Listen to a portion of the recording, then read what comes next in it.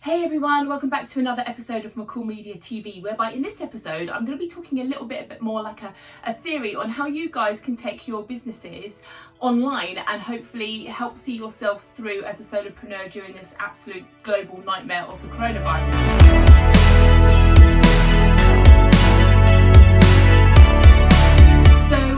Your business online can be quite a daunting thing, especially if you think your business is very hands-on, you're like a masseuse or a hairdresser where your skill is in your hands.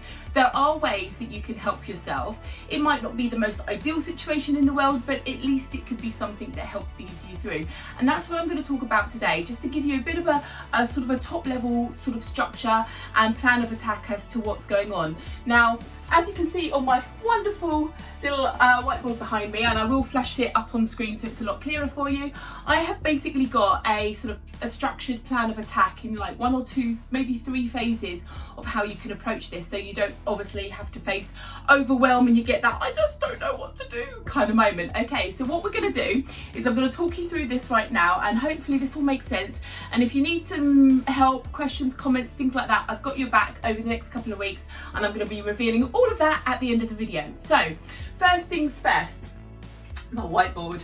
Okay, so what we're going to start off here is obviously the big question is, how do you take your business online during 2020? Well, the first thing you need to understand is no matter what kind of skill, industry, expertise you have, somebody out there will want to pay to have that knowledge as well. Okay, so what you need to do is find a way of getting that knowledge out of here. And we are talking about industries even that are hands-on. You could be a chiropractor. Obviously you can't sell your hands through the internet, but you can sell your knowledge on how to launch your own chiropractic type business and therefore help people through with your expertise. You don't just have to think about how your business operates if it's a hand-on business, if it were. So just to give you an idea, what we're going to talk about right now is how you take your business online during 2020. And the first thing you're going to do is look at these 3 blue items.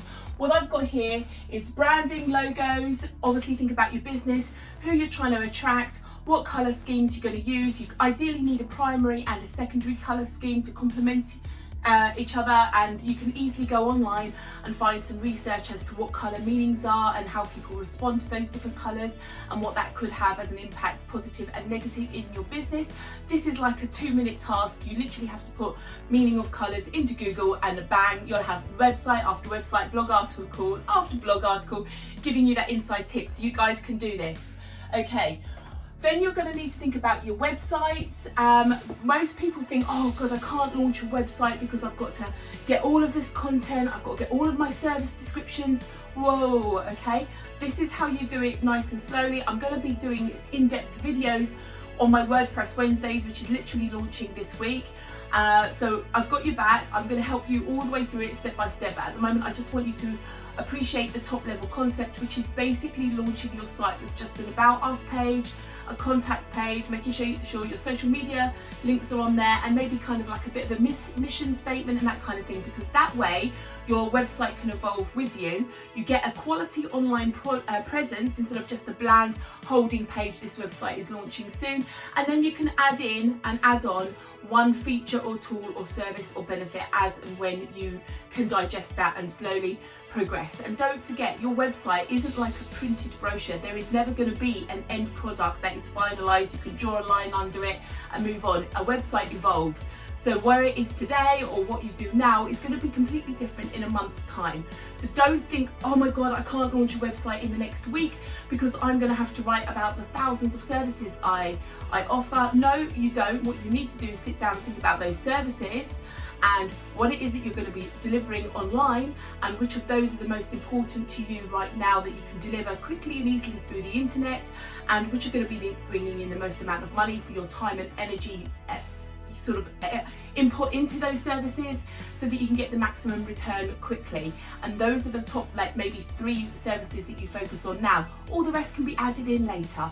For example, myself, I started off being a software developer. I've worked in digital marketing, graphic design, video editing. If I started listing all of the digital creative technology skills and expertise that I can offer a business right now, I would literally be writing this for another year. My website would never get launched. I would never get to that point. So what I'm doing is I'm concentrating concentrating just like you on 1 or 2 key areas that are going to be the easiest and quickest for me to turn things around. And that's how I want you guys to approach it as well. So this is basically your branding and your websites, and then down the bottom here I've got your social media accounts. All I want you to do at the moment is just literally launch those accounts, because you need the URL so that you can then link them back into your website. And obviously when you've got your branding and your logos and your names and things sorted, you can start setting up all your social media accounts. And what you'll do with those 3 different areas of your business right now, sort of phase 1 as it were, is over literally the next week you're going to go from branding, website, social media, and you're going to loop through these 3 items only as a phase 1 launch, because you can't publish your social media accounts on your website until you set up your social media accounts, and you can't put your website on your social media accounts until you've set up the website. So you've got chicken and egg scenarios, and the easiest way around that is to literally loop through and bounce between these 3 tasks quite quickly. And the reason I've got branding and logos in there is that a lot of people think, oh, the first thing they think they do, they've got to have a logo. No, you don't, okay? If you need to get your site up and running really quickly, as long as you've got a business name and a domain name, you can launch with a name on your website, and then 2 weeks from now, once you've gone and outsourced and you've worked out your colour scheme and what you want to do, you can go onto somewhere like Fiverr, Upwork, say to someone, can you professionally design me a really nice logo? Even jump on things like Canva and do it free for yourself, and then you can add your logo in. So don't panic. These things are important, but they don't necessarily have to be the stopping point that you think that they are at this moment in time. The most important thing is to get yourself functioning online. So once you've kind of got this bit down and you're kind of happy where you are, you've got a website that's basically explaining who you are with an about page, what you're intending to do over the next couple of months and that kind of thing, you can then start worrying about its content and so forth in the next 3 stages. So this second stage, the orange writing here, is now when you start to develop your engagement tools and strategies. So first one here is that you need to then, once you've got a website, basically build an email marketing list with that website. So any visitors that come to it are going to sign up for something, at which point you get to collect their details, okay? But you can't do that necessarily very well without the website, which is why it's kind of the thing that you add in at stage 2 or phase 2. You've also got chatbots and Facebook groups and things like that, other community hubs that you can engage in, and I'm going to show you those as well, so that the chatbots can obviously, you can interact with your audience that way, collect their details. Obviously you can connect through to your website, and so this is why we're doing phase 1 and then phase 2. And then on the end here we've got your content marketing. That's when you start putting out your posts, the behind the scenes shots, what you're up to, starting to sort of create a little bit of hype about who you are, what you're doing, what you're trying to overachieve. And believe it or not, I know with looking at supermarket shops and the panic buying that's been going on, a lot of people are quite disgusted with the human race right now, but we also are actually a very, very caring community of people as well, especially in the UK. So there's a few minority people that are ruining life, as it were, for everyone right now, but for those of you who do care about your environment, people will know about this and they will have your back. If they can support you and look after you and help you and promote you and share your posts, and if you're doing things and tools like this video that gives out and helps people, people will help bring it back to you as well. So it's kind of like karma, and it does work. Okay, so essentially you can't really start doing this, too well unless you've got somewhere to push them to, which is why you need the website launched first before you can do your content marketing. So once you've got the orange bit section done, so that's like phase 2 behind you, you can then start working on these bits up here. So in the purple writing here right now, I've got productise your knowledge. Now this is where you can basically digitalize what it is that you know. Now that you've got a platform to advertise it from, a platform to drive people to, a platform to start sort of engaging and generating sort of an online audience, now you can start thinking about how to sell to them. First of all, we will be talking about tripwire strategies, whereby you do something for free, get them on your mailing list, then maybe you sell them something that's like a tenner, like a subscription to something, or a small book that you want to do or sell on Amazon, whatever it is. You sell something that's really small so that there's no major financial risk, especially where people are going to be looking after their money because they don't know where their next paycheck's going to come from, that kind of thing. You need to do something that's kind of like, if they lose a tenner, yeah, they're going to be a bit annoyed because your product wasn't right or whatever, and they're going to have that fear, but they're not going to worry that they've spent £1,000 on your product and it was a waste of money, if that makes sense. So a tenner's low risk. And once they have that kind of confidence in your business and they know who you are and whatnot, you can then sort of knock them up to the next phase where you sell them slightly a different service or business or product knowledge. Maybe this time it's a training course whereby they subscribe for 3 months at maybe £200 a month or something like that, and then you can take them on again when they come and do like a retreat or a day 6 months now when life is freed up a little bit.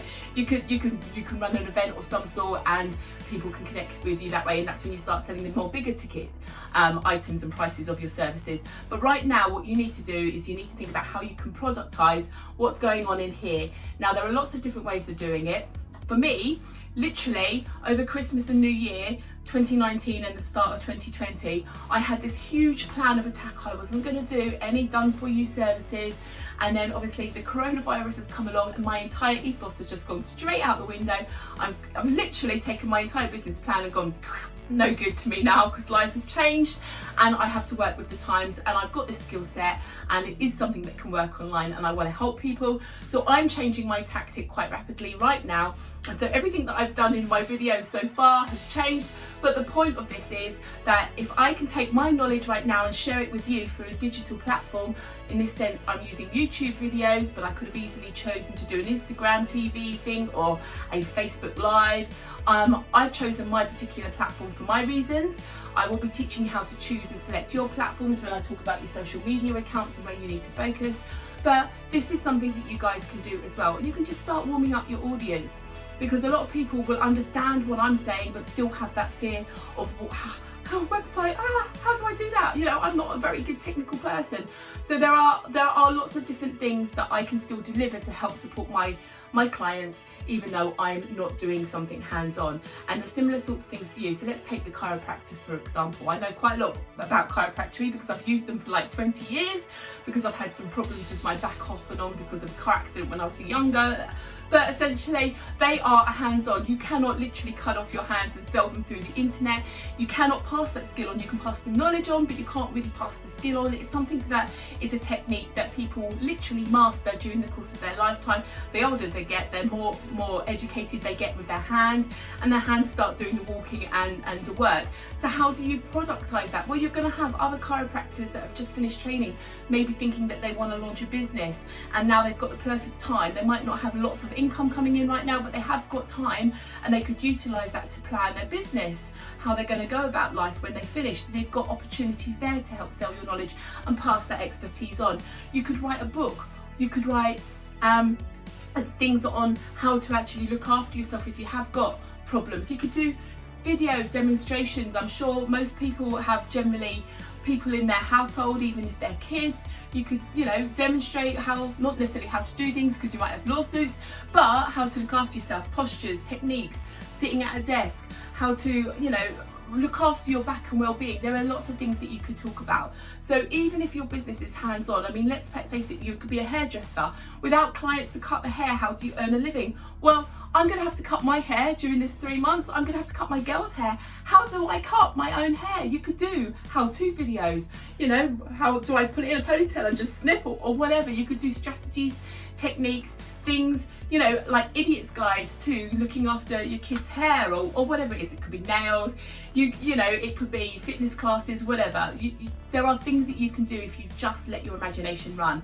And at the end of the day, knowledge is power. People will pay for that knowledge, and somehow you need to deliver it through these digital technologies, and that somehow is the ideas and suggestions my videos are all about, to basically help give you some of that answers and the question marks that you guys are wondering. So that's what I'm about. So there we are. And then of course, obviously we've just talked about digital services, but of course if you are a digital creative type person like myself, or even a business to business provider who sells knowledge, so for example you could be an accountant. You don't physically need to have someone's books anymore. Everything's done online. Maybe you could set up a course or a training course for small solopreneurs like me on how to manage your end of month accounts for yourself to save yourself some money, how to do your tax return, how to reconcile your accounts at the end of the month against your bank statement and what you've spent and all that kind of thing. These could be short, sharp little videos, training expertise, it could be a course, but more importantly, it could be things like the strategies. How do you plan your finances? How do you manage your cash flow? How do you set your invoicing terms? people want that kind of knowledge and expertise. And whenever I come up with a question like that, I go to my accountant. So my accountant could well easily put this into course and online content that people like me could then sit there and receive, just in the same way that I'm taking my knowledge from my mind on how to do all of these like digital creative tasks and marketing tasks, and I'm sharing them with you today. So don't think just because you know, this is happening, you know, that's the be all and end all. You can get creative. I've got your back, and I'm going to help you as much as I possibly can. So there we go. I was also going to just say freelancer websites. If you are a digital creative, you can get on people like Fiverr. You might not earn the same rate of money that you're used to, but some money is better than no money, and that might just help you keep your head above water. You've got Upwork. If you go and research freelancer websites, you'll have loads and loads and loads. And obviously, a lot of people do have fear of using these services because they end up with shoddy work and that kind of thing. So now and again, when people do stumble across a true little gem like yourself, okay, out there who's doing honest work for honest money at a reasonable rate, you know, you will suddenly find that your work will just blow up all over the place. It's how I've more or less survived through 25 years worth of sole trader work for myself. When things have gone quiet, I've always jumped back to the freelancer work as opposed to relying on the networking strategies that I've done to collect clients when things are on quiet times. So there we go. So that's what basically you guys can do. So realistically, you need to loop through those first phase tasks, which is the branding, logos and websites, social media accounts, because each one as you set up will need the information from the other one. But once you've got that basic foundation started, then you can start to evolve things, add in your content, start doing more stuff online to help push traffic and interest to that foundation. And then once you've got some like knowledge and people are starting to realize who you are and what you're doing, that's when you bring in your products, your services, digitalize your knowledge, and then obviously look at how you can expand it. And basically that's what this episode is all about, is basically helping give you that food for thought to be able to strategize and take your businesses online like I've just shown you. So I really do hope you found this useful today. Please do subscribe. I'm still literally on the start line. My business isn't even officially allowed to trade until the 6th of April. So my entire 3 months worth of planning and launch has just gone straight out the window. I'm changing tactic drastically as well, just like you guys, so do support me. I do appreciate it. And if you've got any questions or if there's anything you want to know, I'm using the hashtag on Twitter and Instagram, which is AskBookallMedia. So please do ask me there. Obviously you've got the comments below in the video, and give me a thumbs up, and I'll see you on the next video. Thanks very much for watching. Bye bye.